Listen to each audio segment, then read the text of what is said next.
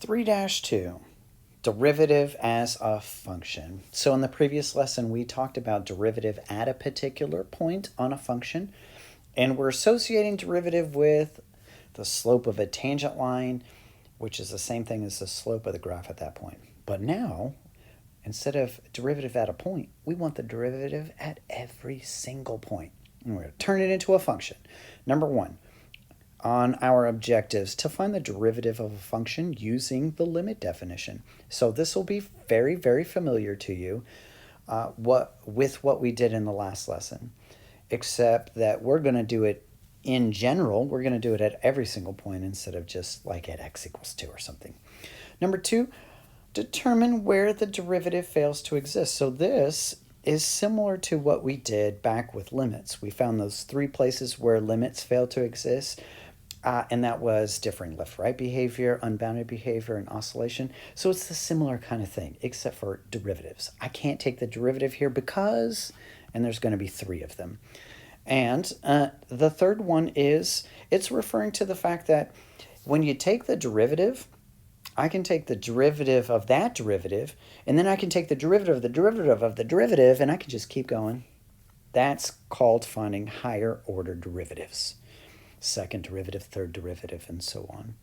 So let's take a look at our warm-up questions here. The first one, use a local linearity to approximate the slope of y equals the absolute value of x at x equals 0.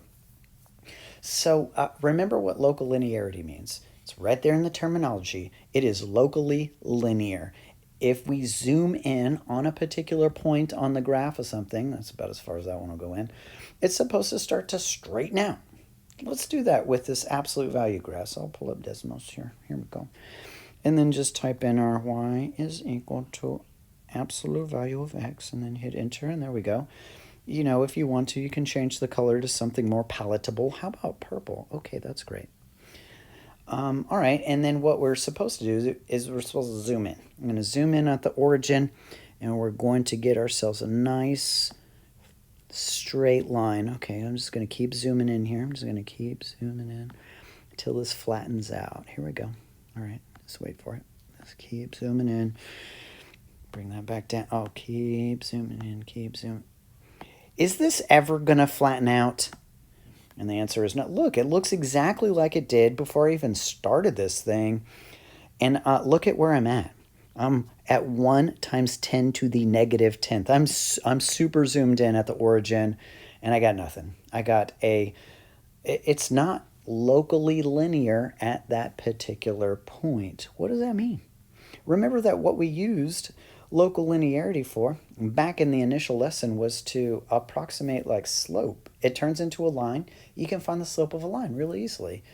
That implies on this particular function right there at the origin, it doesn't have a slope. You can't find it. It refers to specifically the second objective, determining where a derivative fails to exist. Yep, that's going to be one of them. All right, let's look at warm-up 2. Given f of x is equal to 3x squared minus 2x plus 1, find f prime of a and interpret the meaning of your answer. So I'm going to need some space for this one. Here we go. And remember that we're using a limit in order to find a derivative at a point. And our point is a generic point, and it's called a. So I'm going to start by writing my limit. It's kind of a recap of what this looks like. It's limit as h goes to 0, or delta x if you want to, f of a plus, you know what I actually need to do? Here, let me move this over and actually write this. F prime of a equals, there we go. F of a plus h minus f of a, all of this over h. Okay, so now it's time to just, gently coax this a plus h into the x positions here, and then, we rewrite the stuff. All right, here we go. We got limit as h goes to 0 of 3 times a plus h. We're going to square that. I'm going to run out of room. I'm going to, here, let me just take all of this business right here. it brought half of an equal sign to make it look like a negative sign. That's got to stop. That's okay. I will fix it. Boom. All right, let's keep going. Minus 2 times a plus h plus 1 minus, I'm going to go ahead and put brackets around here and then write down my function with a plugged into it. But you could, depending on your level of proficiency with algebra and distribution, you could just go ahead and distribute the negative sign as you go. I got 3a squared minus 2a and then plus 1. Boop, boop. All of this over h. And now we know at this particular juncture, if we were to plug in 0 into this function up here for our h's, I would get 0 over 0. We've done this enough to be able to expect that to happen, which means I got to fix this. And when I'm looking at this particular limit, I've got stuff that I could expand out. I got stuff that I could distribute and simplify. That's what I want to try to do first. So limit as h goes to 0. I'm going to have 3 times. And then I got to square out all of this as a squared plus 2ah plus h squared. And then distribute our 2 through the parentheses, minus 2a minus 2 plus 1. And then distribute the negative sign through the brackets, minus 3a squared minus minus plus 2a, and then minus 1, all over h. All right. And then like one more thing to do. And you know what? I'm going to be totally efficient at this and then just duplicate this. And bring this down. And watch me distribute this. Are you ready for this? I'm going to distribute this 3 through there. 3 times a squared, already done. And then I need 3 times the 2ah to make that 6 of them. There we go. And then 2 times the h squared to make 3 of those. Whoops. There we go. That was so nice and efficient. Okay. And, you know, if this gets on your nerves, because it's kind of getting on mine, I'm going to move this 3 a little bit closer to that a squared. There it goes. And it looks flawless. And I don't know, you might even make the case for this plus sign being a little bit too close here. Well, there we go. Now I can move it. I was about to say you're just going to have to live with it, but no, I was able to fix it. All right, anyway, let's cancel stuff out. This is the best part of this whole entire process, of course. There's going to be stuff in common that just... That wasn't supposed to happen. All right, go back to where you're supposed to be. Stuff that cancels, stuff that they have in common that's giving us this whole 0 out of 0 business, and this cancels too. All right, there we go. We did all our canceling. Now let's combine all our stuff, simplify here. H goes to 0, 6ah plus 3h squared minus 2h. Everything else is gone, all over h. And again, if we were to stick in an h for 0, I'd still get 0 over 0.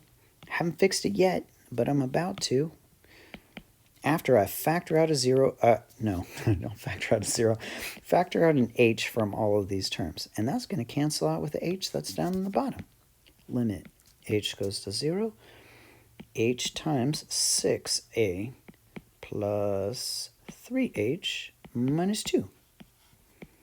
And get out your canceling crayon and get to canceling. H divided by h is pretty much 1.